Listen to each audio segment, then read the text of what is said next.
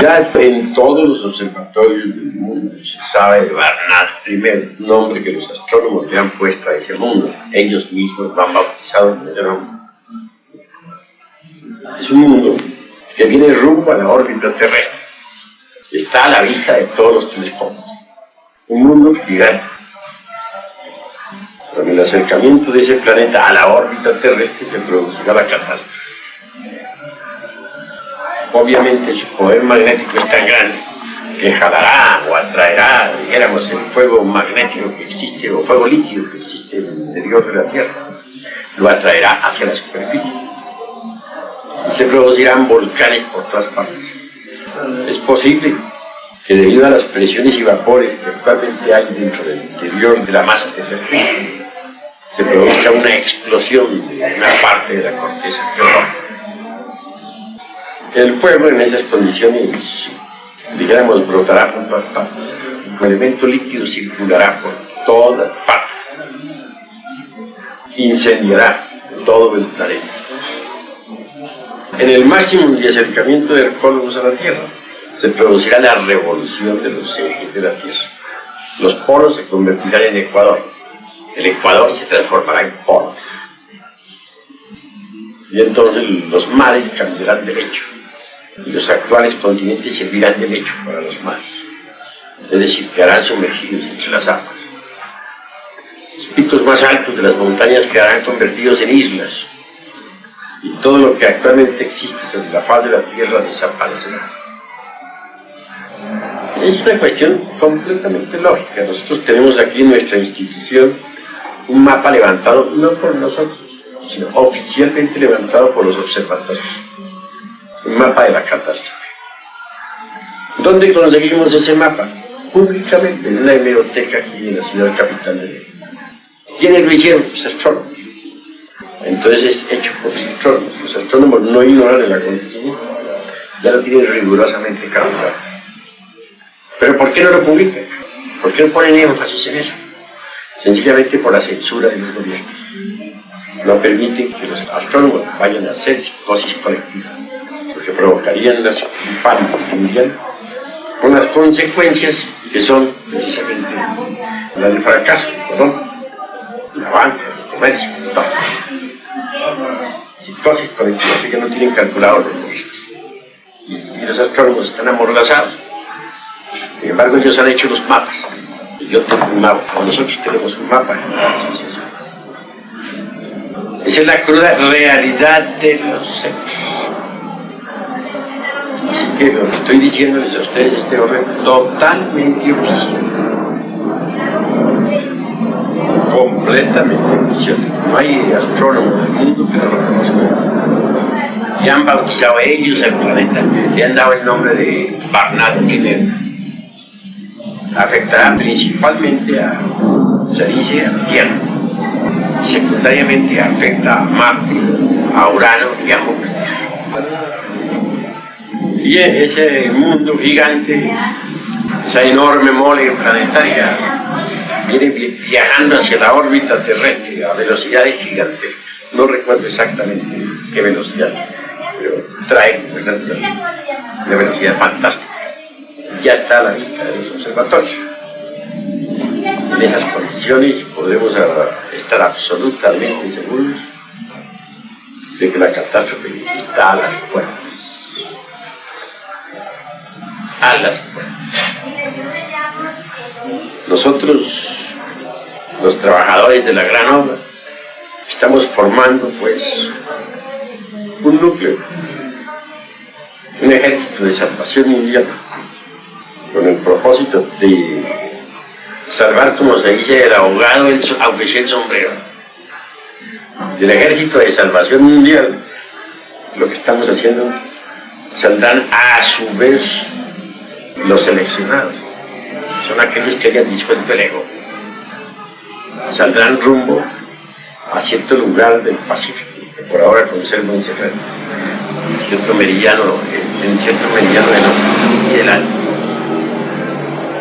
En el momento indicado, ya cuando la catástrofe esté totalmente ya para caerse.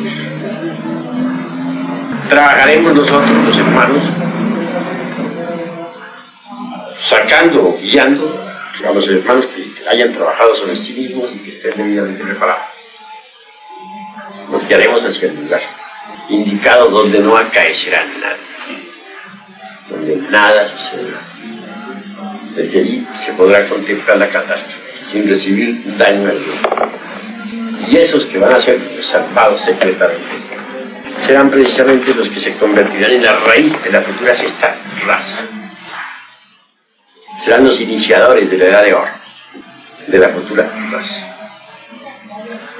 No estoy hablándoles de ustedes a priori, sino sobre cálculos matemáticos, sobre mapas astronómicos levantados juiciosamente en todos los observatorios del mundo, sobre hechos aceptados oficialmente, pero que no se les está dando publicidad actualmente por censura de los gobiernos.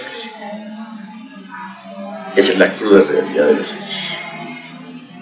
De manera que nosotros todos estamos formando el ejército de salvación mundial. Necesitamos atraer miles y millones de almas a la gnosis, porque necesitamos que el ejército crezca y se desarrolle cuanto antes, con gentes de todas las nacionalidades, pueblos y lenguas. Es necesario, pues, estar preparados para el día y la hora.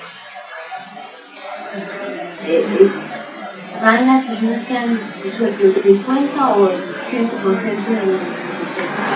Pues hombre, para formar parte, para tener derecho al éxodo, siquiera que hayan disuelto aunque sea la mitad del euro.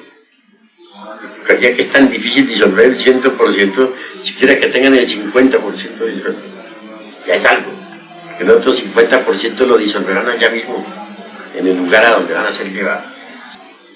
Pero eso sí, ya para tener derecho a habitar los continentes que surgirán de los nuevos continentes que surgirán del fondo de los océanos, se necesitará inevitablemente haber disuelto el 100% del ego. Porque en la edad de oro de la futura sexta raza raíz no se le dará cuerpo físico a nadie que tenga ego, aunque sea en un 1%. Porque cualquiera que tuviese ego en esa futura edad sería suficiente como para destruir la edad de oro. Entonces ya no habría edad de oro. La tan anhelada edad de oro fracasaría desde un principio. Porque uno solo corrompe a los demás. Una naranja podrida entre un cesto de naranjas buenas, pues pudre a todas. Hay que apartarlo. Así una persona que tenga, aunque sea un 1% de la futura raza raíz, tiene que ser apartado. Apartado porque almorzará al planeta Tierra. Tiene gigantescas montañas, enormes, profundos mares, profundas selvas. Es un monstruo de los cielos, un coloso. Pertenece a un sistema solar que también se acerca aquí al nuestro. Los cálculos sobre la órbita de aquel mundo varían. Unos piensan que tiene una órbita de 6.666 años. Yo sé que su órbita es mucho más grande. Cuando aquel mundo gigante se acercó a la Tierra en épocas del continente Lemur, que otrora existiera en el Océano Pacífico, provocó grandes terremotos, espantosos maremotos, horribles convulsiones geológicas, y así fue como poco a poco la Lemuria se fue hundiendo en el Océano Pacífico. Restos de Lemuria tenemos la Oceanía, Australia y todas las islas adyacentes. Cuando en épocas del Atlántico aquel coloso se acercó a la órbita terrestre, produjo entonces una revolución de los ejes de la Tierra. Los polos se transformaron en Ecuador. El Ecuador se convirtió en polos. Los mares cambiaron de lecho y el continente atlántico fue sumergido entre las embravecidas olas del océano que lleva su nombre. Ese es el famoso diluvio universal, registrado por las sagradas escrituras de distintas religiones. Ahora vuelve nuevamente Hercólogos, llamada ahora Barnard I. Se acerca otra vez Y como secuencia o corolario, traerán naturalmente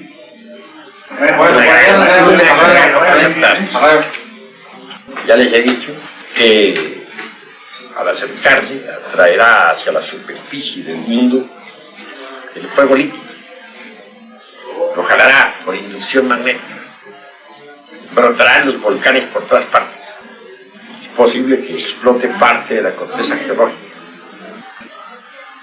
también jalará, atraerá, digamos, formará en el océano inmensas olas, nunca antes vistas.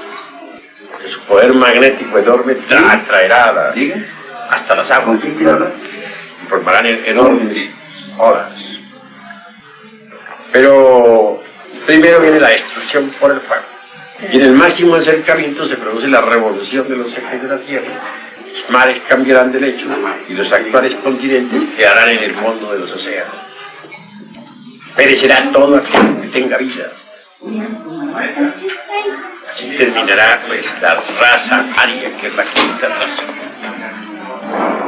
Posteriormente surgirán del fondo de los mares tierras nuevas para la sexta raza. A nosotros nos toca pues organizar el ejército de salvación mundial, con gente de todas las naciones, pueblos y lenguas. Entre ese ejército, entre esos millones de personas que formarán parte del movimiento gnóstico universal, surgirán aquellos que merecerán ser seleccionados. Con ellos se realizará el nuevo éxodo. Tal éxodo se dirigirá hacia un lugar secreto del vacío. Desde allí se contemplará la catástrofe sin recibir daño alguno. Cuando surjan tierras nuevas del fondo de los océanos, nuevos continentes, entonces ese núcleo poblará esos nuevos continentes y será la raíz de la futura sexta raza. Esa es la cruda realidad de los hechos. Y en esos continentes del mañana, que habrán de servir de escenario a la sexta raza raíz, se creará una nueva civilización y una nueva cultura. Sí, pues, condición básica para ser seleccionados, condición básica fundamental para poder formar parte del nuevo éxodo, será haber disuelto el ego. Si no totalmente, en forma completa, porque es bastante, por lo menos sí, aunque sea la mitad. Con gente que en un 50% haya destruido el ego, hay esperanza. Si son capaces de destruir el 50% del ego, también son capaces de destruir el otro 50%. Pero con gente que no haya trabajado sobre sí, aunque estén muy bien documentados con la doctrina, pero que no han trabajado, no se puede. Gente así no podrá ser seleccionada. De manera que estamos hablando sobre los hechos. En cuanto a lo que me atañe, insignificante persona que nada vale, no soy sino el instrumento de la gran obra. Eso es todo. El instrumento del Padre. Así que, por ahora, el movimiento está andando ya en América, en todo el hemisferio occidental. Tendrá que desarrollarse muchísimo hacia el futuro. Tendrá que crecer de forma extraordinaria. Continuaremos con Europa, donde habrá que poner un escenario maravilloso, mediante algunos impactos científicos indispensables. Posteriormente, completaremos nuestra obra en el Asia, en el continente asiático. Esos impactos científicos que habla son relacionados al equipo que van a traer los extraterrestres. Bueno, en nombre de la verdad tendremos que decir que será entregado al mundo el equipo técnico científico que permita la comunicación con las naves cósmicas y con otros mundos habitados. Los extraterrestres, por tal motivo, con ese equipo ya, cuando lo tenga la humanidad entera, podrán ellos, dijéramos, difundir en forma masiva o colaborar con nosotros en forma masiva, ilustrando a la humanidad entera. Esto traerá una gran revolución cultural, porque los actuales principios científicos serán demolidos, reducidos a polvareda, mundialmente. Todo lo que actualmente se ha convertido en dogma científico será quebrantado. El mismo equipo de comunicaciones, dijéramos de telecomunicaciones, que se va a usar, va a acabar con la televisión y con la radio, ¿no? De manera que los intereses creados se voltearán contra nosotros y seremos combatidos terriblemente y odiados a muerte por los poderosos. Los intereses creados nos amenazarán de muerte. Todo eso vendrá procesando en este siglo y parte del entrante. De manera que cuando todo eso lleguen ustedes, cuando comiencen las comunicaciones ya científicas con gentes de otros mundos, entonces, y esas gentes de otros mundos a su vez comienzan a instruir masivamente a la humanidad, ¿se acordarán de lo que estoy diciendo? Pues pienso que no demora mucho eso. Pienso que eso está más bien cerca. Venerable maestro, nos han dicho los informes muy respetables de los distintos maestros que la tercera guerra atómica puede desatarse entre el año 1981 y 1982. Pero no se nos ha dicho cuánto dura esa guerra. ¿Quién se nos puede decir a ese respecto? No pienso que todavía pueda estallar la guerra atómica. Puede que demore algo más. No estoy de acuerdo que sea por el 81 o el 82. Todavía demora un poco más. Sin embargo, la hecatombe atómica será espantosa. Y todo eso precederá a la catástrofe. Antes de la catástrofe no solamente habrá una tercera guerra mundial, sino otras guerras secundarias que serán pavorosas. ¿Qué dices? Sí. Las guerras serán la antesala. Habrán muchas. Y habrán enfermedades nuevas. Y de hecho ya están apareciendo enfermedades nuevas, desconocidas completamente, que la ciencia no tiene remedio para ellas. Se multiplicará el cáncer en gran manera. Habrá peste por toda la faz de la tierra. Hambre, desolación.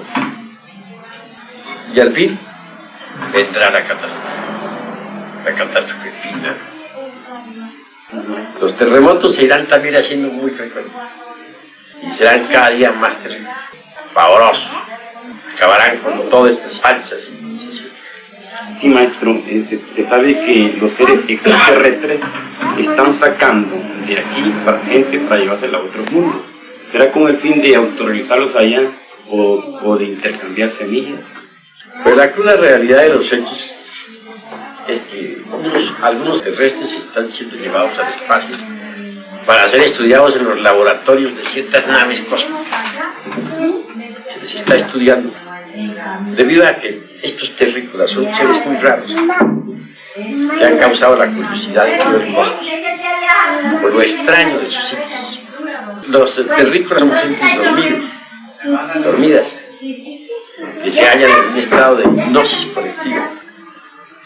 No tienen un sueño normal de la conciencia, sino anormal. Se trata de gentes que están hipnotizadas por ciertas fuerzas, hipnotizadas por la serpiente tentadora del Edén. Y como quiera que viven en un estado sonambúlico tan extraño y reaccionan en forma tan rara, ha llamado la atención es una cosa. Muchos terrícolas son sacados de las ciudades o de los campos y llevados en naves especiales al cosmos. Allí en laboratorios se les ha estudiado y luego se les trae como objetos de curiosidad, otra vez se les deposita en el lugar donde se les tomó. Son muy raros los terrícolas, los habitantes de la Tierra, demasiado extraños para todo el cosmos, anormales en un 1000%. De manera que hace más como unas 2 semanas se perdió una gente en el Triángulo de las Bermudas. ¿Esta gente a dónde va? Bueno, muchos de las Bermudas se pierden, el famoso Triángulo de las Bermudas, porque hay una puerta abierta hacia la cuarta coordenada y quedan en la cuarta coordenada. Eso es todo. Pues no tienen, digamos, que ellos suban el espiritual, que allá los preparen. No es un boquete que se los traga. Los meten en la cuarta dimensión terrestre. Pero ahí hay otro mundo, maestro, semejante al nuestro. La cuarta dimensión de nuestro mismo mundo. No la pasan mal ahí, ¿sabes? ¿No te gustaría estar ahí? ¿Cómo no? Pero sin ego, dice. ¿Y qué pasa en la cuarta? ¿Qué? Eso ya está mejor, allá hay otras humanidades que viven mejor. En la cuarta dimensión. Humanidades de carne y hueso que viven mejor. Venerable maestro. Por lo común, los sujetos estos que se pierden en el triángulo de las Bermudas, que son pasados a la cuarta vertical, en la cuarta dimensión reciben la oportunidad, una gran ayuda para que trabajen sobre la solución de la... Hay que buscar Hay que buscar el escape. Está muy difícil. Venerable maestro, ¿usted opina que los científicos se orientarían mejor a buscar vida en el Cólubos que en otros planetas, verdad? Pues el Cólubos tiene vida. Y si los científicos se dedicaran a estudiar vida en el Cólubos, pues la encontrarían. Eso es claro. El Cólubos tiene vida. Es un mundo que está densamente poblado por una humanidad tan perversa como la de la Tierra. Si vamos a comparar a los terrícolas de los habitantes del Cólubos, allá la ganamos en perversidad. Son perversos los unos, perversos los otros. Iguales. También están ahora en Kali Yuga los habitantes del Cólubos. Están hechos Kali Yuga. Son terriblemente malignos. Es decir, muy semejantes a los terrícolas. Entonces ellos pasaron por el mismo proceso. ¿Quiénes pasaron? Están en ese proceso. Ellos son... serpientes tentadoras. Todo. Ellos son tan perversos como los terrícolas. Tienen el ego terriblemente desarrollado. Se entiende que entonces nos movemos dentro de la misma dimensión. Sí. Y cosa muy interesante es que el Cólubos ha sido un juego maravilloso con toda la mecánica celeste. Porque nuestro sistema solar viaja alrededor del cinturón zodiacal. Varios los 27.968, poco más o menos. No sé por qué se le ha podido hacer calculizar. Hacen un viaje alrededor del nuestro sistema solar, hace un viaje alrededor del zodiaco.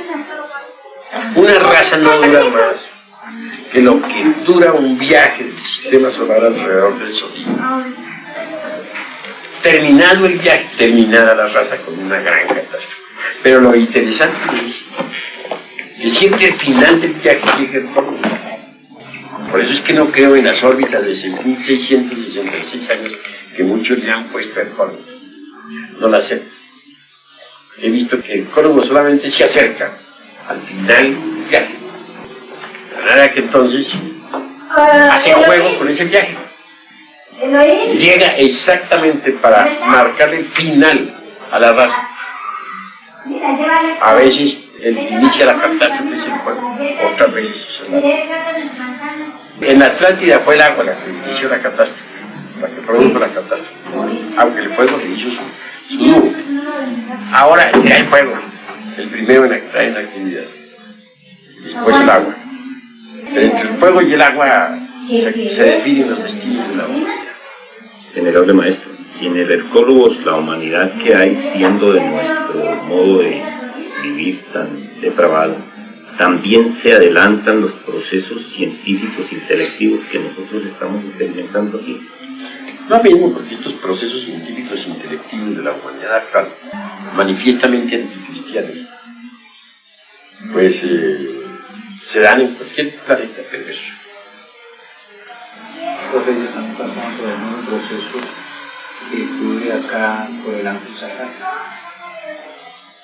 Pues tuvieron un proceso similar, aunque allá no haya sido el culpable el arcángel Sakaki. No, pero también tiene sus culpables. Es que son cálculos muy difíciles los que hay que hacer cuando se le quiere dar a la humanidad el abominable órgano fundamentador. Una falla cualquiera, por insignificante que sea, en los cálculos transfinitos es un motivo más que suficiente como para que se produzca un fracaso. Se le da a la humanidad el abominable órgano condartiguador, pero el error está en los cálculos. El arcángel Sakaki se equivocó en los cálculos matemáticos. Venerable maestro, podemos deducir que el arcángel Sakaki, sin condenarlo, que no nos corresponde, pues simplemente obró por su cuenta y no por la del Padre bien amado. Pues él trabaja bajo la dirección del Padre, pero tuvo como personas humanos errores. Son cálculos muy especiales en matemáticas transfinitas, pero le faltó ser un poquito más matemático. Se equivocó en sus cálculos. No lo hizo con malas intenciones. Cálculos equivocados. Y cuando que también nos ayudó entre sus cálculos mal hechos, también nos ayudó con Chile. También trabajó por la humanidad y es el bien de la humanidad, pero que tuvo una equivocación. Claro, cuando se le quiso quitar a la humanidad el abominable órgano condartiguador, ya fue tarde. Fue más allá del tiempo normal. Dio como resultado esto, que darle el abominable órgano condartiguador a la humanidad, las malas consecuencias quedaron en los 5 cilindros de la máquina orgánica. Esas malas consecuencias son los agregados cíclicos, viva personificación de nuestros errores. Y la conciencia, naturalmente, quedó emitida entre esos agregados. Desde entonces la humanidad está sumergida en la inconsciencia, en el error. Y si hubiera dado el arcángel Sakaki exactamente en el momento preciso de cortarle el órgano condartiguador al hombre, ¿cómo hubiera acabado la humanidad? Más o menos equilibrado. Y sin el ego. Pero erró en sus cálculos. He ahí el problema. Fue un problema muy grave. ¿Qué consecuencia? Bueno, como ya, pero un poco. Yo así que es como más o menos. Por ejemplo, ¿en qué seríamos nosotros responsables a ese error? Pues nosotros no somos sino las pobres víctimas de la equivocación de los dioses. Así se lo manifesté yo mismo a los dioses. Cuando aquí en el desierto de los leones logré ponerme en contacto físico con ellos. Parecerá un poco extraño lo que estoy diciendo y no parecerá extraño, porque en una revista se publicó algo sobre oráculos. Yo aquí en el desierto de los leones tuve la buena suerte de ponerme en contacto directo con un grupo de extraterrestres. Ellos descendieron con su nave en el bosque. Se me ocurrió acercarme a ese lugar, un claro del bosque. Se abrió pues una portezuela, descendió la nave, descendió el capitán, digo yo, de su nave, detrás de él pues un grupo de gente extraterrestres. Él era un hombre delgado, mediana estatura, piel cobriza, ojos azules, amplia frente, nariz recta, boca delgada, manos muy alargadas, muy inteligente, genial, un genio, más que hombre es un superhombre. El resto de la tripulación descendió tras de él. Platicamos, pedí el favor que me llevaran a la planeta Marte. Marte me dijo, eso está allí nomás. Es decir, para él Marte era como ir a aquel espíritu, como ir a la tienda de mundo, cosas fuertes. No pude menos que quedar bastante perplejo. Comprendí intuitivamente que esta nave en que ellos habían descendido venía del vientre de una nave nodriza que había quedado en órbita alrededor de la Tierra. Así lo entendí. Pues rogué un poco que me llevara a otros habitantes. Estaba dispuesto a ir.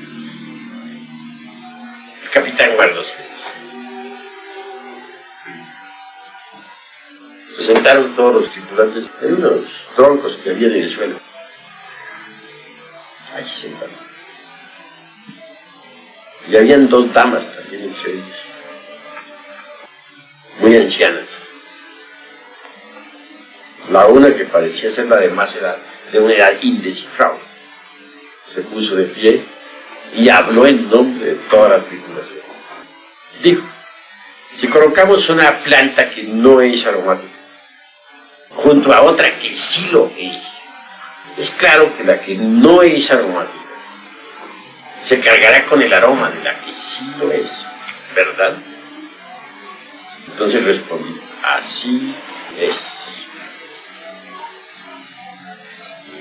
Prosiguió: lo mismo sucede con los mundos habitados del espacio.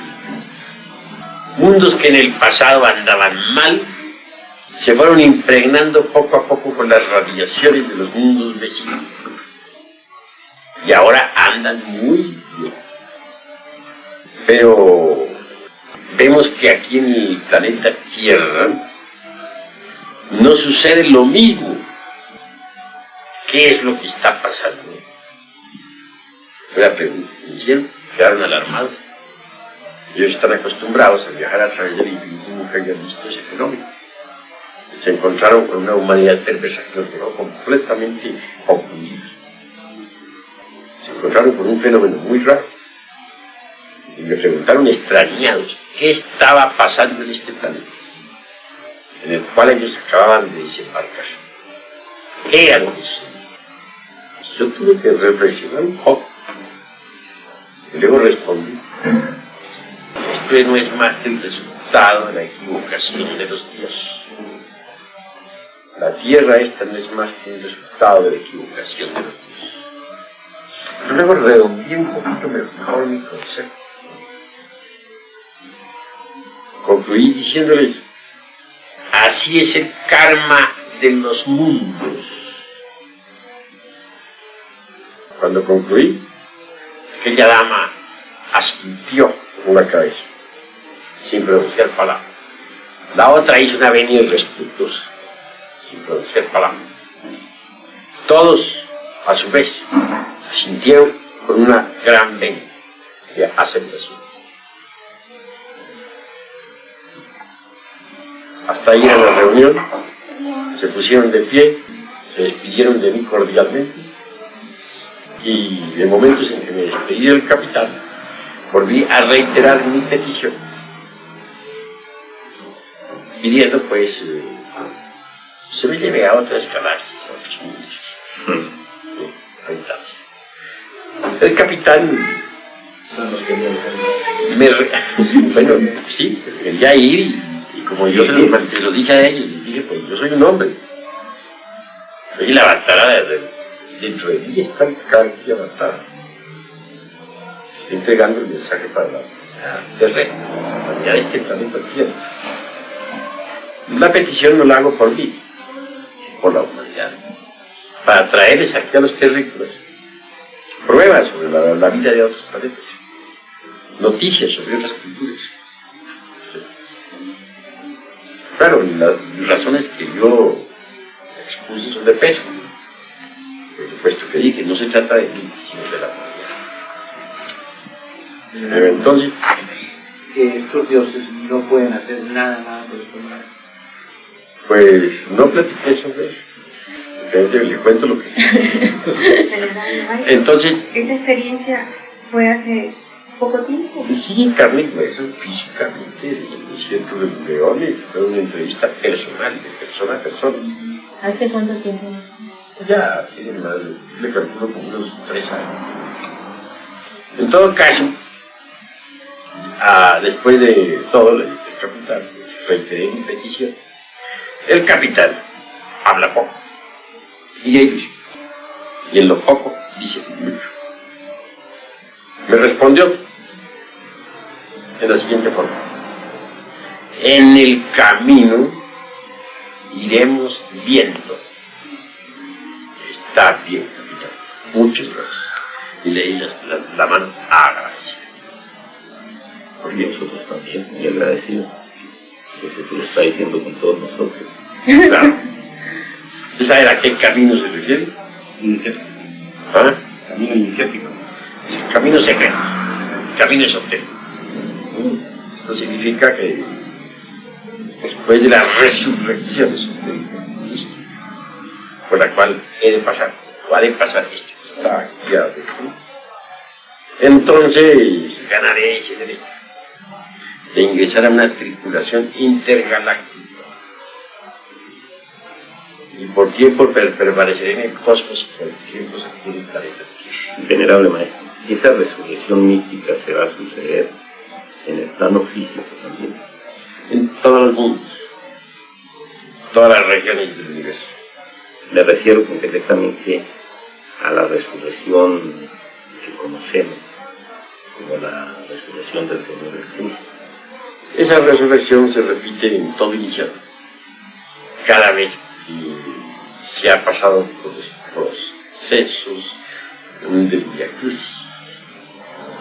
De manera que entonces, de orden general, no es para un solo individuo. En la Edad Media varios individuos sagrados lo lograron. Nos tocará pues presenciarla en el plano físico. Pues la resurrección es algo más bien íntimo, esotérico. No es algo meramente espectacular, sino es algo íntimo y esotérico. En todo caso, pues, todos los seres humanos deben llegar a la resurrección, aquí y ahora. Maestro, ¿qué le falta por su calidad? Sí, pues después de muchos años de trabajo nos estamos acercando ya al momento cumbre de la resurrección mística, crística, que es tan indispensable pues, para la gran obra. ¿Qué se entiende exactamente como resurrección crística? Pues que el Cristo íntimo tiene que encarnar en el corazón del hombre. Debe desarrollarse en el corazón del hombre. Debe desenvolverse en el corazón del hombre. Debe crecer en nosotros. Y una vez que ha logrado esto, debe predicar la palabra para bien de la humanidad. Mas es claro que siempre que él viene al mundo, le odian tres clases de gentes. Los ancianos, los sacerdotes y los escribas. Los ancianos, las personas muy juiciosas, llenas de experiencia y serios. Le aborrecen porque no encaja entre sus costumbres y entre su forma de ser. Le aborrecen también los escribas, o sea, los intelectuales, porque no encaja dentro de sus férulas, dogmatismos, dentro de esas teorías, y lo rechazan. Y lo aborrecen, lo odian también los sacerdotes del templo, los miembros de todas las religiones, gentes muy religiosas, los sacerdotes de todos los cultos, porque viene a hablar siempre, a decir siempre cosas revolucionarias que van contra los intereses creados de la religión oficial. Viene a desmoronar o a destruir sus dogmas, y eso no lo puede aceptar. Le toque vivir al Señor dentro del corazón del hombre todo el drama cósmico, tal como está escrito en los 4 evangelios. Las multitudes piden su crucifixión. No se trata de multitudes meramente externas, sino de multitudes internas. Cada uno de nosotros lleva esas multitudes dentro de sí. Me refiero a los agregados psíquicos, a los yoes. Piden su crucifixión. Hay 3 traidores que se prestan para llevarlo a la crucifixión, que son Judas, el demonio del deseo; Pilatos, el demonio de la mente; y Caifás, el demonio de la mala obra. Esos son los 3 traidores. Esos hacen sufrir mucho al Señor. De manera que el Señor tiene que vivir dentro del alma humana todo el drama cósmico. Por último, el Señor es crucificado. Y fue depositado en su santo sepulcro interior, su sepulcro de cristal. Es necesario que el Señor resucite entre su sepulcro. Él resucita al tercer día. Es decir, después de la tercera purificación por el hierro y por el fuego. Pues que el hombre ha pasado por las tres purificaciones a base de hierro y fuego. Entonces el Señor resucita. Nuestro Rey se levanta de su sepulcro. Se reviste con el toso María, el cuerpo de oro del hombre solar. Y viene al mundo gnóstico sensorial. Penetra profundamente en la naturaleza orgánica para poder hablar a la humanidad, para poder trabajar, para poder convertirse, digamos, en el siervo de todos. Obviamente, es fundamental encarnar a Cristo vivo. Y es posible encarnarlo, a condición de recibir la iniciación venusta. Es pues en la iniciación venusta cuando el Cristo cósmico nace en el corazón de nosotros. Cuando Él adviene, ciertamente el iniciado lo único que posee para recibirlos son los cuerpos existenciales superior e internos. Ese Belén del que se habla en el Evangelio está dentro de nosotros mismos. Porque en la época en que el hierofante Yeshua ben Pandirá enseñara la doctrina del Cristo, Belén no existe. La aldea de Belén no existe. Belén viene de un término caldeo, Bel, que nos recuerda a la torre de Bel, la torre de fuego. Todo hombre tiene que primero poseer la torre de Bel dentro de sí mismo. Es decir, tiene que haber desarrollado el fuego dentro de sí mismo, haber elevado el fuego a la torre, a la parte superior de la cabeza, para poder recibir al Señor. Él nace, se dice, también en un establo, porque cuando el Maestro viene, todavía nosotros no hemos destruido los agregados psíquicos están ahí. Pero el Señor trabaja, ayudándonos. Tiene que hacerse cargo de nuestros procesos del pensar, del sentir, del obrar. Y siendo Él verdaderamente un perfecto, tiene que revestirse con la imperfección.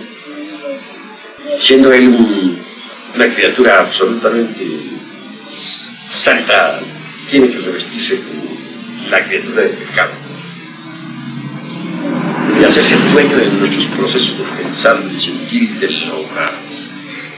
Él tiene que destruir a los elementos humanos que en nuestro interior cargamos.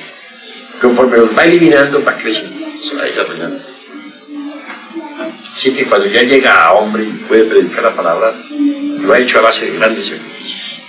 Y por último, él tiene que vivir dentro del corazón del hombre todo el trabajo, tal como está en los 4 ángeles.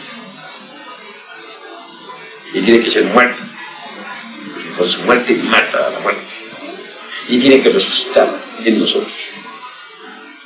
Y al resurrecto nos da la inmortalidad. Y al resurrecto nosotros se convierte en verdad en un maestro de resurrecciones, en un verdadero trabajador eficiente de esta gigantesca gran obra. De manera que ustedes van viendo. Venerados maestros, entonces cuando se llama el Cristo cósmico. El Cristo cósmico es el Cristo cósmico, ¿cierto? El Cristo no es propiamente un individuo, ni humano ni individuo. El Cristo en sí mismo es una fuerza cósmica, universal, que bulle y palpita en todo átomo, todo electrón, todo ion. Se encuentra latente en todo lo que es, así será. Pero puede manifestarse a través de cualquier hombre que esté debidamente preparado. Sí, pues, si pensamos que Jesús de Nazaret, la única expresión de Cristo, estamos muy equivocados. Así como el Cristo en aquella época se expresó a través de Yeshua ben Pandirá, así también se expresó en aquella época a través de Juan el Bautista. Y es el mismo que se expresó a través de Moisés, resplandeció en su rostro en el monte Nebo, Y es el mismo que enseñó la sabiduría hermética, por el nombre de Hermes Trismegisto. Y es el mismo señor Quetzalcóatl. Así que el Cristo es la fuerza. Se expresa a través de cualquier hombre que esté debidamente preparado. Y al decir hombre, incluye también al elemento femenino. Puede expresarse a través de cualquier mujer que esté debidamente preparada. Y el segundo logos es otra cosa. Estoy hablando de Cristo, es el segundo logos. El segundo logos. Es decir, ya se entiende que el primer logos es el Padre, se entiende que el segundo logos es el Hijo, y se entiende que el tercer logos es el Espíritu Santo. Venerable Maestro, yo he entendido que el único proceso de realización es a través de los tres factores de la revolución de la conciencia, aquí y ahora. Pero alguien propone que podría trabajarse en el Maituna un hombre en su cuerpo físico en cualquier circunstancia y una dama en estado astral. ¿Nos puede dar una enseñanza concreta a ese respecto?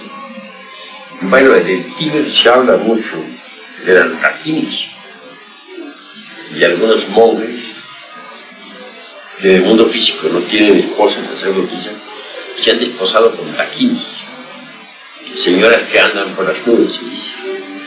Extrañas señoras, por cierto, ¿no? Que vuelan por las nubes, pues son las dakinis. Son ciertas criaturas muy especiales. Y viven en el astral. Bueno, en el astral y en el mental y en el causal y en todas partes. Obviamente aquellos monjes se han desposado con ellos, ¿no? Y han realizado todo su trabajo esotérico con ellos. Han trabajado en la novena esfera con ellos. A su vez, mujeres de cierta categoría espiritual han podido desposarse con devas y trabajar en la novena esfera con devas, sin necesidad de tener un hombre de carne y hueso. De manera que entonces eso es posible. Pero es posible para aquellas gentes que realmente es muy poco el ego que tienen ya. Que una mujer tenga el alto honor de desposarse con un deva, pues obviamente tiene que tener un grado de pureza tremendo, ¿no? Haber destruido mucho del ego. Solo así podría recibir un deva por marido. Para que un hombre pueda recibir por sacerdotisa un ataque, tiene que haberse purificado mucho, haber eliminado muchísimos agregados.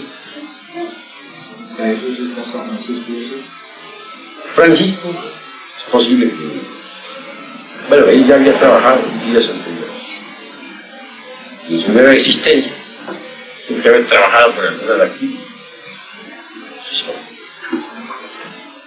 Son casos extraños que no son comunes. Mi maestro, la diferencia entre vivir el drama cósmico en el mundo interno y vivir el drama cósmico de forma pública como lo vivió el Maestro Jesús, existe mayor mérito en realizar ese drama en el plano público. Les voy a decirte, Gautama, el Buda Sakyamuni, enseñó la doctrina del Buda íntimo de todos los seres humanos. La doctrina que el Buda íntimo de cada tuyo y el mío y de cada cual tiene. Gautama la expuso públicamente.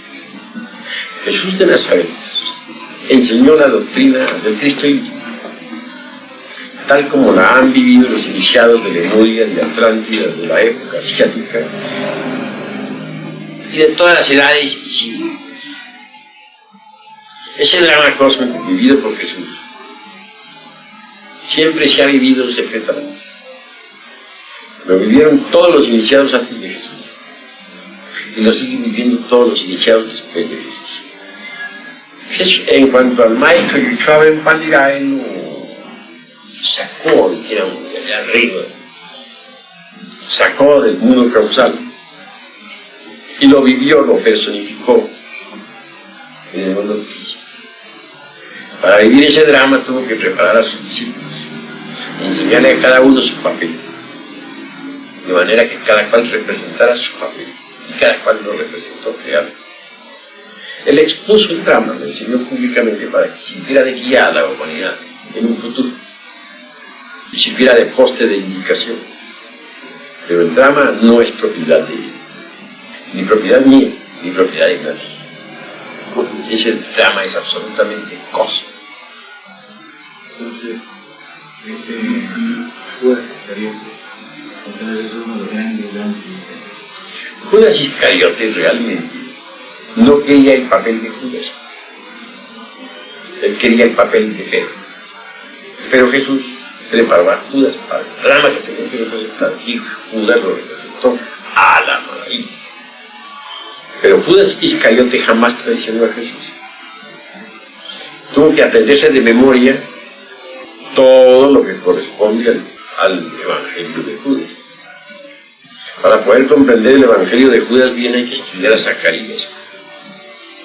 Ahí se mencionan las 30 monedas de plata, lo que fue apreciado y despreciado, etc. El dinero que se utilizó para comprar un terreno para los difuntos, etc. Todo eso está, el tipo de moneda, y todo eso está inscrito en Zacarías. De verdad que Judas tuvo que aprenderse todo eso, revisar las Sagradas Escrituras y hacer bien su papel. Pero el que tenga algo de traidor, nada. Un papel le enseñó Jesús, y que él no quería además. De manera que el maestro Judas tiene un evangelio, la disolución del ego. Renunció él mismo a toda felicidad y vive actualmente en los mundos infiernos, trabajando por los perdidos, por los que no tienen remedio. De verdad que es el único que no ha recibido honores, que ha sido odiado, insultado, y que sin embargo ama a la humanidad, puesto que se sacrificó por la humanidad y entregó hasta su misma vida y felicidad por la humanidad. Fue de Jesús. El hombre más grandioso que hay se llama Judas Iscariote. Y es el más despreciado y es el más odiado de todos. Y nadie ha comprendido su sacrificio. Porque hasta para Jesús de Nazaret hay lágrimas, agradecimiento, gratitud. Pero para aquel que entregó su vida por toda la humanidad y que nos enseñó el camino de la disolución del ego, no ha habido una palabra de alabanza. No ha habido sino insultos. Dice que él cumplió su drama hasta la época.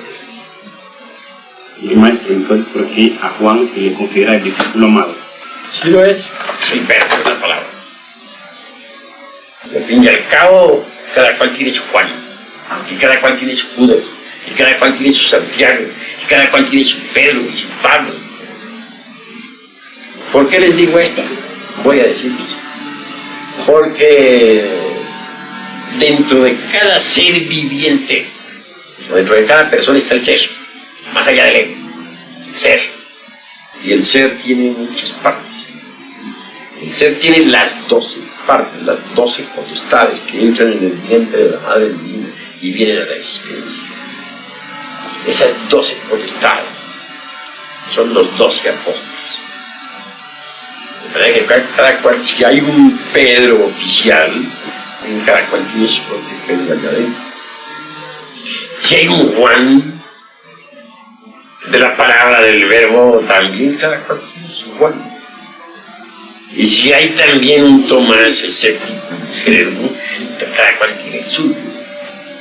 Y si hay un Santiago, el bendito patrón de la gran obra, cada cual tiene el suyo. Por cierto que les digo una cosa, de todos esos apóstoles el que yo aprecio más es a Santiago. Santiago es el mercurio de los sabios, nada menos. El que nos enseña la gran obra, el regente de la gran obra que tenemos que realizar dentro de nosotros mismos, aquí y ahora, el bendito patrón de la gran obra. Así que les digo a ustedes en nombre de la verdad, Santiago vale la pena tenerlo en cuenta, porque gracias a él podemos ser instruidos en la gran obra.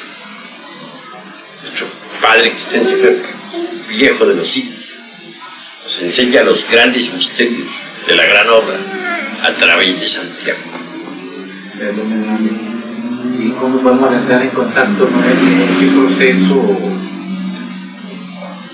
A ver si quisiera vea a ver, por favor. Please. Está de la tierra de luz. ¿Qué me decías? Para alcanzar, digamos, para uno comunicarse, pedir, ¿sabe qué forma se puede acercar o qué método sería? Pues a Santiago se le puede pedir cuando uno está trabajando en la gran obra, que lo sabe, que lo oriente a uno en la gran obra. Sobre alquimia sí he escrito, por ejemplo, mucho, pero nadie puede dar una explicación juiciosa sobre la gran obra porque no están viviendo la gran obra.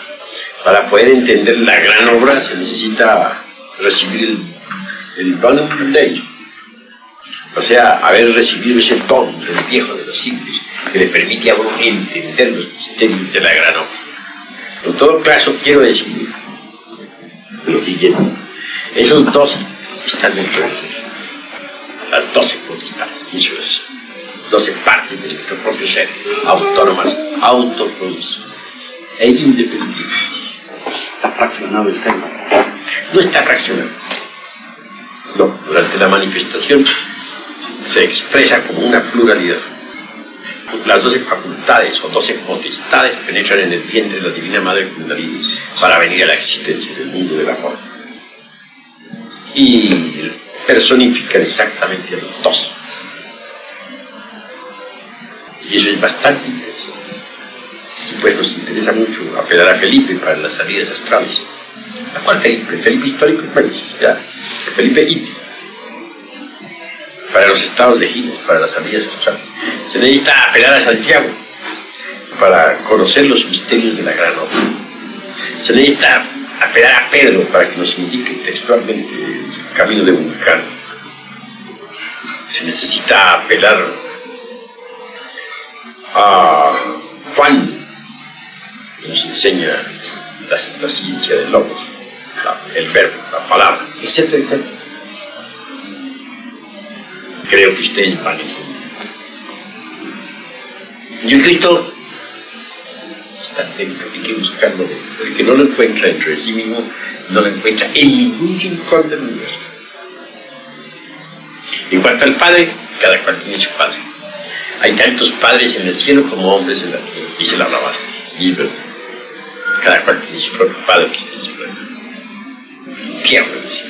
En cuanto al Espíritu Santo, es el alma mental, se expresa como alma metálica del esperma. Es el mercurio de la filosofía secreta. Que nace de nosotros, el gentil hombre, sabio y verdaderamente libre. El Espíritu Santo.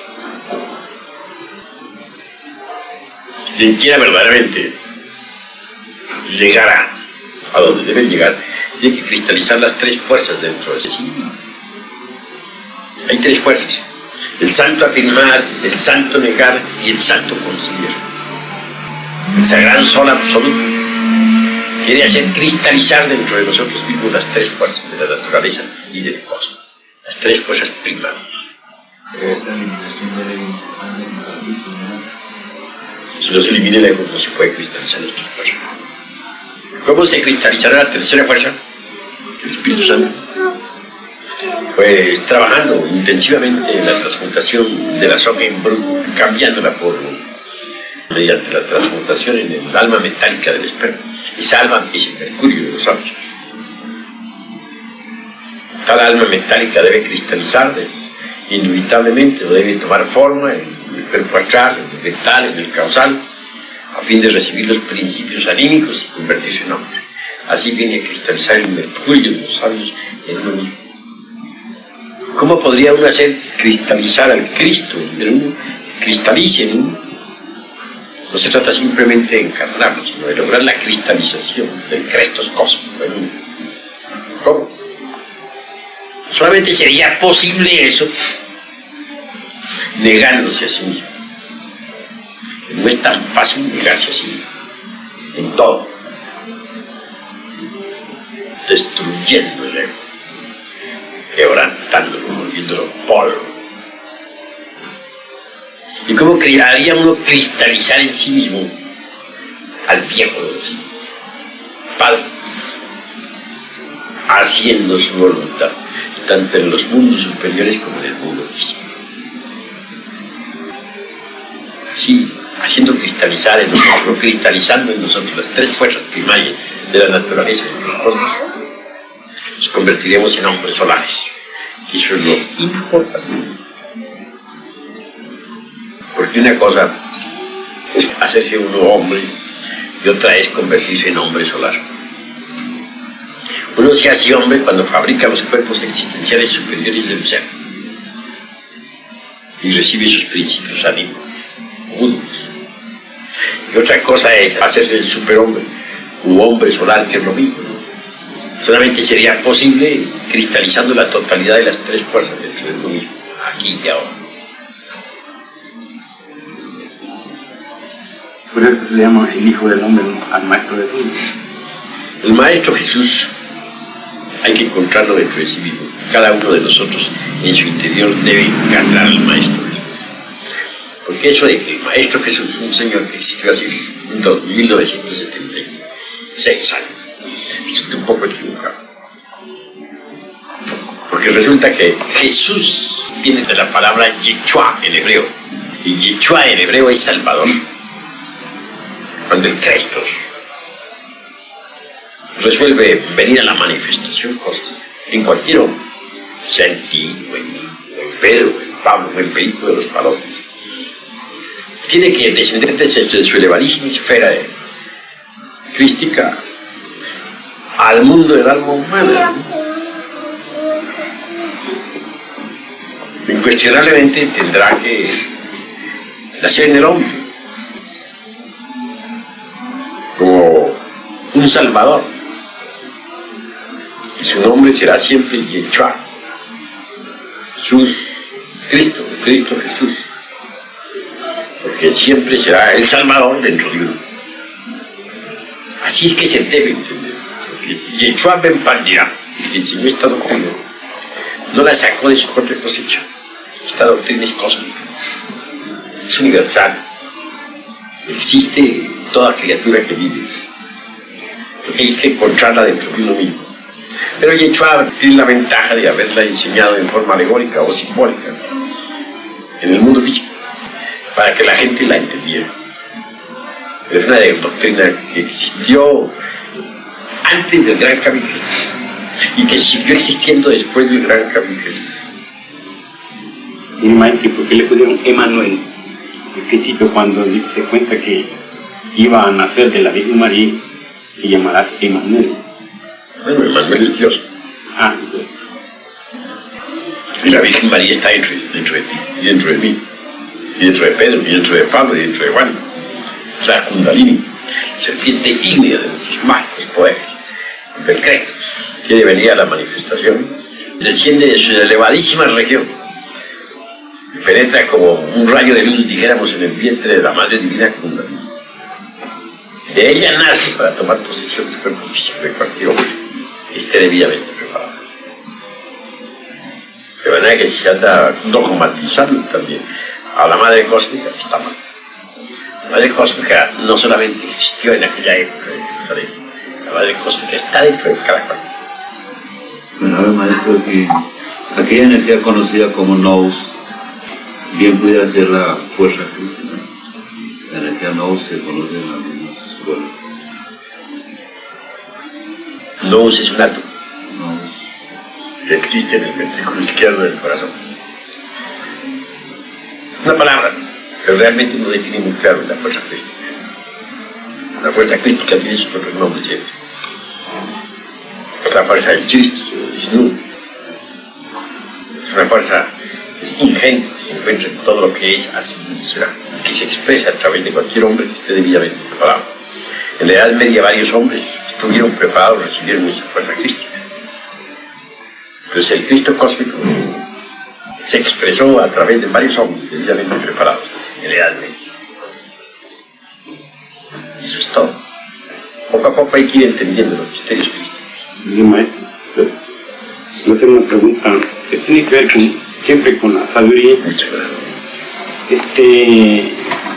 ¿existió realmente este ser San Cipriano como un santo o fue un mago negro que realizó esa obra de magia negra que se llama el libro infernal? Bueno, fue muy inferior. San Cipriano fue un mago negro, después se había vuelto blanco, eso es importante. Pensemos en el Crestos, que es más importante, el Logos. Allá arriba está el Padre, el Logos y el Espíritu Santo. Perdón, maestro, que si quiere más. Bueno, sentado. Aquí abajo está el aliento, la sangre y el amor. De manera que el triángulo de arriba y el triángulo de abajo así forman el sello de Salomón. El sello de Salomón tiene 12 radiaciones, porque las 6 puntas que tiene son masculinas. Las 6 ondas entradas entre punta y punta son femeninas. Ese sello de Salomón representa pues al Logos. Y mediante la alquimia se transforma en las 12 constelaciones del zodíaco, tanto en el macrocosmos como en el microcosmos. Así que el sello de Salomón no es otra cosa sino en el sello de Salomón se encierran los misterios de la alquimia. Lo primero que nuestros estudiantes tienen que hacer es aprender a preparar el mercurio de los sabios. En ese mercurio no se puede hacer la grano. ¿Cuál es ese mercurio? ¿De dónde lo vamos a sacar? Pues es el alma metálica del esperma sagrado. Transmutar. Cuando se transmuta en la novena esfera, viene lo mejor. Entonces el azogue bruto, que no es otra cosa que el mismo esperma, se convierte en energía. Con esa energía se hace la granular. Pero la preparación del mercurio exige mucho cuidado, porque las aguas mercuriales tienen que pasar por muchos procesos. Eso es obvio. En principio esas aguas son negras. Cuando se está trabajando con esas aguas se dice que se está trabajando con Saturno. Son inmundas en principio. Más tarde esas aguas se vuelven blancas. Tan negras se les alegoriza con el fuego negro de la alquimia, el fuego de la putrefacción y de la muerte. Pero si se sublima el trabajo, si se vuelve más espiritual, si se le da refinación, entonces las aguas se tornan blancas. Ay, depende, el tiempo depende del esfuerzo de las parejas. Porque si las parejas no refinan el sexo, sino que lo dejan actuar torpe y brutalmente, de forma animalesca, pues las aguas permanecerán negras hasta que ellos las dejen negras, y demorará por tal motivo el advenimiento del fuego. Eso es claro. Pero si las parejas resuelven refinar el sacramento de la Iglesia de Roma, ¿qué sucederá? Que las aguas se volverán blancas. Y si siguen refinando más y más y más y llegan a ser de la cópula química o metafísica un culto realmente sagrado, las aguas se volverán amarillas. Al llegar a ese nivel, tales aguas estarán listas para recibir el azufre de los sabios. ¿Cuál es el azufre? El fuego. El fuego. El fuego. Ese azufre es bastante interesante. No es que sea azufre puramente químico en el sentido completo de la palabra, ¿no? Cuando dice un azufre, existe la tendencia a pensar en el azufre de los volcanes. O existe la tendencia a pensar en el azufre que se puede comprar en la farmacia, ¿no? Flor de azufre, que por cierto, entre paréntesis, se debería llevar entre los patos que tengan larvas. Eso les ayuda a desintegrar, ¿no? Bueno, vamos a hacer una lista vegetal de empaques. ¿Sí? Y la azúcar medicinal no Es medicinal también, no se puede negar que no, el azufre es medicinal. Pero bueno, lo que estamos hablando es del azufre de los sabios. Estamos diciendo que cuando el mercurio está debidamente preparado por el color amarillo, se puede recibir el azufre de los sabios.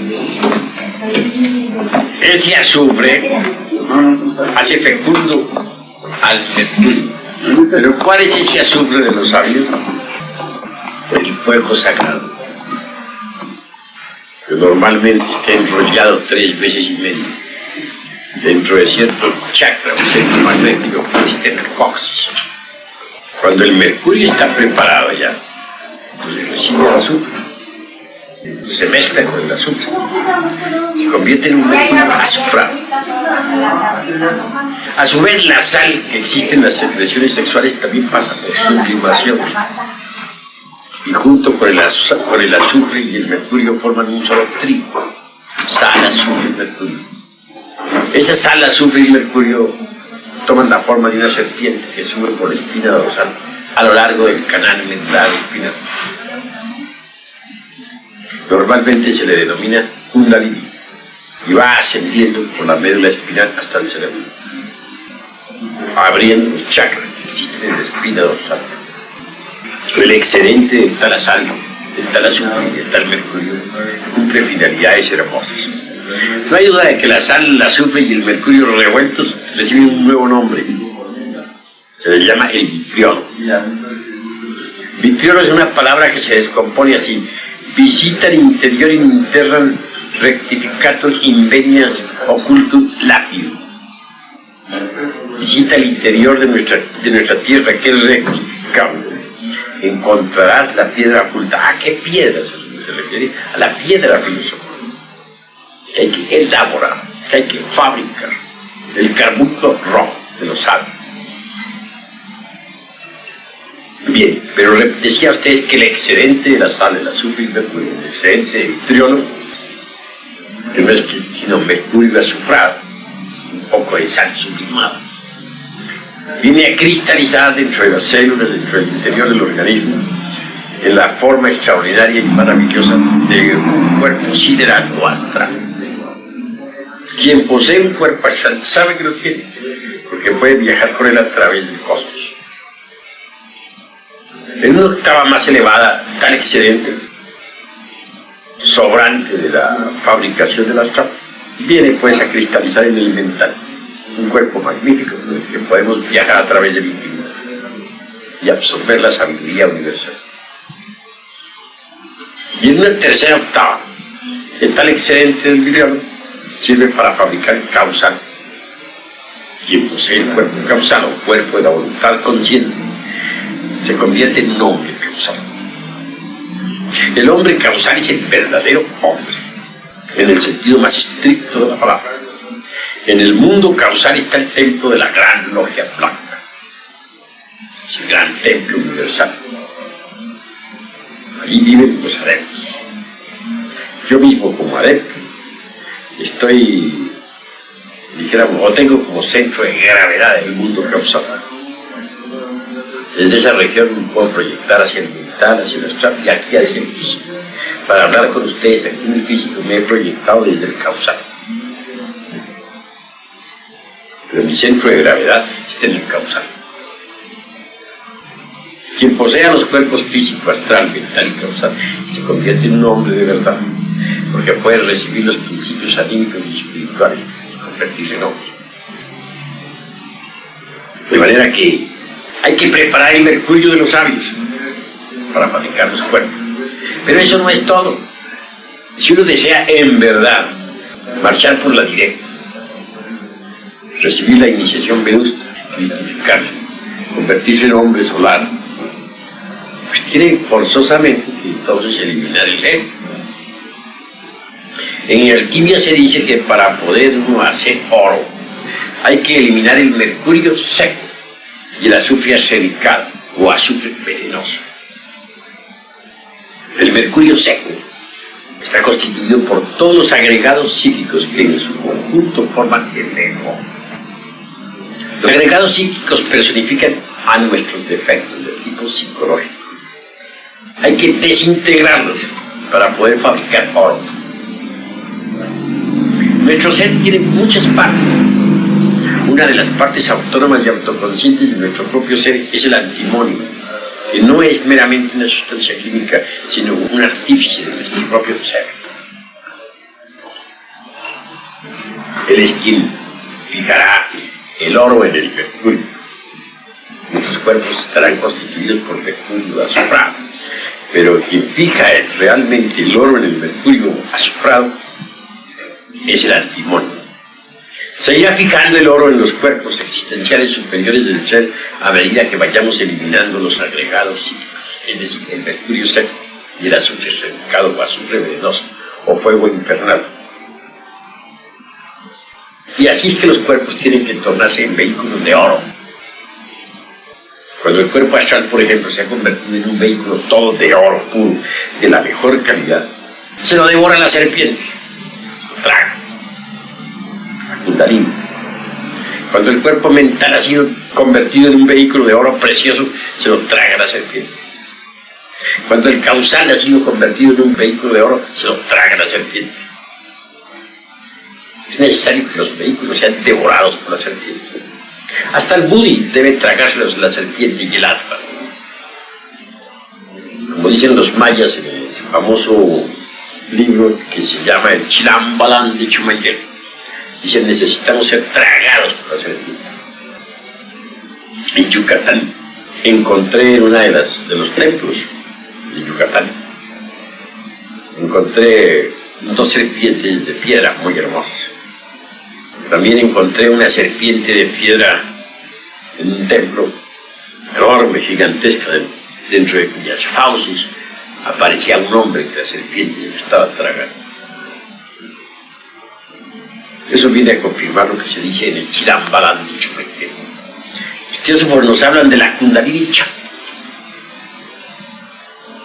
Mr. Liebiter escribió por ahí algo sobre los chakras de Kundalini. Pero no basta el solo despertar de la Kundalini, es decir, de la serpiente. Eso no es suficiente. No se piense que por el hecho de haberse despertado de la serpiente, un hombre tiene derecho a gozar del poder de los chakras. No. Para gozar del poder de los chakras hay que haber sido devorado por la serpiente. Una cosa es despertar la Kundalini y desarrollarla, y otra cosa es ser devorado por ella. En Botán, por ejemplo, un gran iniciado antiguo, se lee en una narración en que dice que él estuvo en la mansión de la serpiente, que él entró por un orificio de la tierra, hacia el centro de la tierra, y dice: y yo pude entrar por el pasaje de la serpiente, porque yo soy una serpiente. Los antiguos iniciados egipcios también se llamaban a sí mismos serpientes, lo mismo que los druidas. Necesita convertirse uno en serpiente. El conde San Germán alguna vez dejó un papelito por ahí abandonado. Alguien se acercó y leyó. Decía: hace tantos miles de años, no recuerdo en este momento cómo se puso, estoy establecido en Isis. Entonces se entiende que había sido devorado por la serpiente, que era como una serpiente. Mi maestro, cuando los faraones lo representan con una serpiente aquí en la frente, es el símbolo que fueron tragados por serpiente. Es un símbolo. Una vez que uno se ha convertido en serpiente, que es una serpiente, a su vez pasa a ser devorado por el águila y se convierte en la serpiente emplumada, en el Quetzalcóatl. Pero bueno, concretemos esto en el Cristo. Una vez que los vehículos de oro han sido devorados por la serpiente, tenemos entonces una envoltura metálica extraordinaria. El Tosoma Elíaco está compuesto por todos los vehículos de oro. El Tosoma Elíaco del hombre solar. Al llegar a esas alturas, el Cristo resucita en nosotros, después de haber vivido Él en nuestro interior todo el drama cósmico. Se envuelve con el Tosoma Elíaco, se reviste con ella, se recubre con esa sagrada envoltura.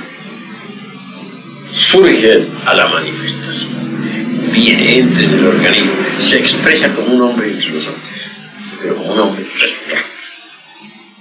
Esa es pues la causa causón que da fuerza a los maestros resurrectos. Por eso es que los maestros resurrectos son resurrectos. los Cthulhu, los San Germán, los Cagliostros, los Hermes Trismegistos, y así. Y eso es lo que se busca, la creación del hombre solar. ¿Le ponemos más? Por ahora. Ya. En todo caso, quiero decirles a ustedes en nombre de la verdad que se hace necesario que Cristo nazca en el corazón del hombre, que viva su vida cósmica en el corazón del hombre, que muera en nosotros y que resucite en nosotros. Porque inútilmente habrá nacido Cristo en Belén si no nace en nuestro corazón también. Inútilmente habrá sido muerto y habrá resucitado en la Tierra Santa si no muere y resucita en nuestro corazón también. Es necesario que nosotros logremos la resurrección. En tanto no hayamos logrado la resurrección, tenemos que luchar mucho para lograrla. Eso es fundamental. ¿De qué serviría el descenso del Cristo a la tierra si no lograra la resurrección? Cristo desciende, muere para resucitar. Y con su muerte mata a la muerte. Es lo último que hace, eliminar a la muerte con su mismísima muerte. Amén. Pero todo esto es cuestión de acción. Si un hombre no eliminara el mercurio seco, son los agregados psíquicos y la personificación de muchos errores, pues entonces no podría fabricar el oro. El oro que se necesita para los cuerpos existenciales superiores del ser, para ser del mal. No podría fabricar. ¿Cómo lo fabricaría? ¿Sientes? Basta. ¿Verdad que se hace necesario precisamente fabricar oro? El que no sabe fabricar oro no sabe nada. Porque el que manda es el oro. Un hombre puede ser muy sabio, muy erudito, todo lo que ustedes quieran, pero si no fabrica oro está perdiendo el tiempo, será lo. Porque hay que fabricar oro. Porque el oro es el que manda. Bien, maestro, y la alquimia hay que significar. El león de justicia, el dios de leones, el león de justicia, el sol a su vez, es el león de justicia. Solo la transmutación de soltero para solteros. Digamos, ¿hasta qué se puede lograr? ¿Hasta qué logro alcanza un soltero con esa transmutación? Dentro de su autorrealización. Y todos los sistemas de transmutación para los solteros son relativos. Sirven hasta cierto punto y más allá ya no sirven para nada. Ni siquiera el varón inmundo sirve para siempre. Podrá servir por unos añitos mientras el hombre se consigue una mujer. Podrá servirle a la mujer mientras se consigue un hombre. Pero que sirve el varón inmundo de forma definitiva y para siempre tampoco. No hay que exagerar. Con un tiempo le permite transmutar mediante la respiración, mediante el pranayama, etc., las secreciones sexuales, convertirlas en energía. Pero que pueden ser utilizadas para la salud, pero que pueda un hombre, por ejemplo, fabricar sus cuerpos existenciales superiores del ser por medio de la transmutación para solteros, por un hecho muy concreto. Que el hombre representa el santo afirmar, la mujer el santo negar, el Espíritu Santo el santo conciliar. Si un hombre, por ejemplo, cree que puede fabricar los cuerpos existenciales superiores del ser por las transformaciones para solteros, se está equivocando, se está manejando únicamente una sola fuerza, la masculina, el santo afirmar, nada más. Si una mujer cree sola, con el macrón puede, o transmutación de pranayamas, etc., puede crear los cuerpos existenciales superiores del ser, tampoco. Está manejando una sola fuerza, que es la de la femenina, negativa. Para aquella creación se necesitan siempre tres fuerzas: santo afirmar, santo negar, santo conciliar, o sea, positivo, negativo, neutro. Y eso, si esas tres fuerzas no inciden en un punto dado, tampoco pueden realizar una creación. Las tres fuerzas del cosmos, por ejemplo, el caos, la positiva, la negativa y la neutra, se dirigen hacia distintos lugares, no pueden realizar una creación. Para que haya una creación se necesita que las tres fuerzas incidan en un punto dado. Entonces adviene la creación, ya sea de un mundo o de los cuerpos existenciales superiores del ser. Así que hay necesidad de las tres fuerzas para poder crear los cuerpos existenciales superiores del ser. Y eso solamente es posible trabajando en la novena esfera, en la forja de los hijos, entre hombre y mujer.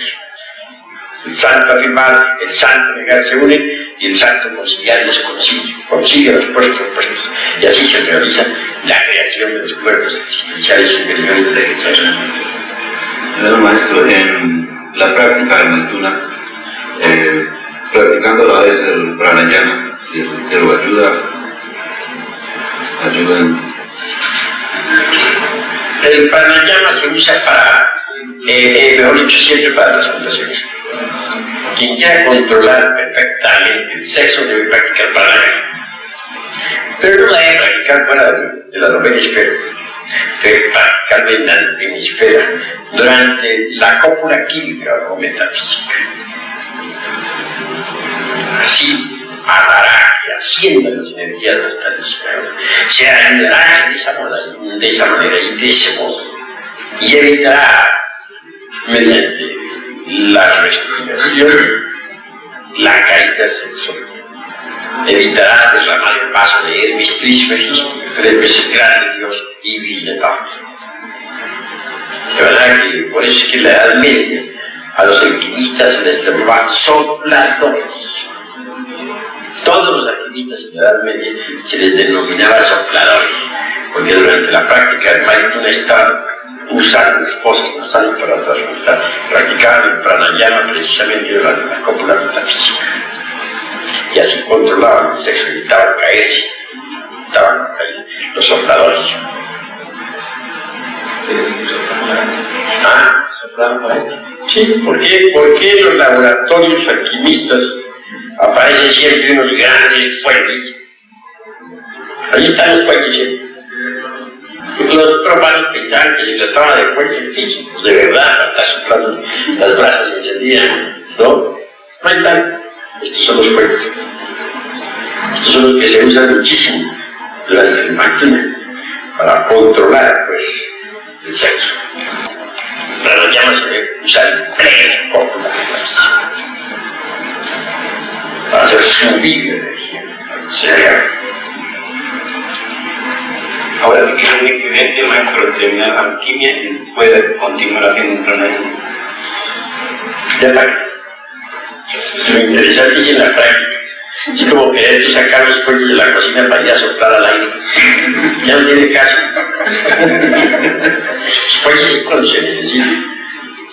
Claro. O como querer ordeñar la vaca después de que ya la ordeñó.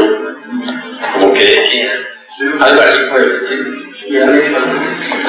¿Verdad? Que entonces los fuegos son en el lugar donde se dice stop. Eso es todo. Sí, yo me refería a cuando empieza ahí un peligro de caer y que uno se retire y entonces queda cierta energía, pues lo había acumulado. No significa que está mal el trabajo. El trabajo debe ser correcto, formal. Y el pranayama se hace precisamente durante la cópula metafísica. Así se el peligro de caer, se controla con la respiración. Así es como proceden todos los sopladores. No dejaban los alquimistas de llamarlos sopladores. Así se nos llamó en toda la Edad Media y seguimos llamándolos sopladores. Y usamos los fuegos en el laboratorio. Así es. Maestro, si una persona no logra casarse, digamos, probablemente por condiciones kármicas, tiene que quedarse para la próxima. Qué bonito. O puede hacer una petición o algo para lograr. Pues hacer la petición, se hace. Lo que falta es saber si se nos concede. Si un padre considera que se le debe conceder al hijo la petición, se la concede. Si considera que no se le debe conceder, pues no se la concede. Y si no se le concede, pues hay que tener paciencia, dedicarse a trabajar sobre sí mismo hasta donde es posible. Y en una futura existencia, pues continuar con el trabajo. Pero no por eso llenarse de sí mismo, sino dedicarse a trabajar sobre sí mismo hasta donde es posible. El máximo de posibilidades. Y continuar en la futura existencia. Sí, pero maestro, nosotros hemos estado enseñando que si a una persona le corresponde un mundo de casarse, pues nada más. básicamente estando dentro de la gnosis, con un conocimiento más o menos de fondo, les puede cambiar ese karma. ¿Cómo es posible eso? Pues los karmas pueden ser perdonados, también pueden ser negociados. Eso es obvio. Pero hay un tipo de karma que no admite negocios y perdones jamás. Y es aquel que corresponde a los pecados contra los espíritus, es decir, contra el sexo. Esos no tienen ni perdón, ni negocios, ni nada. Esos hay que pagarlos en todo rigor. Como son desgraciadas, toda clase de pecados serán perdonados, dijo el Cristo, menos el pecado contra los espíritus. La verdad es que los que tienen crímenes contra los espíritus no tienen perdón. Tienen que pagarlos en todo su rigor, con todo el dolor. No queda más remedio. Es decir, ese karma es la fornicación.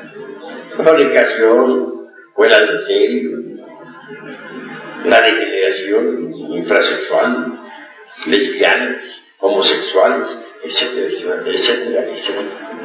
Ellos tienen que pagar sus karmas, esa clase de karmas son todos. No es que mal.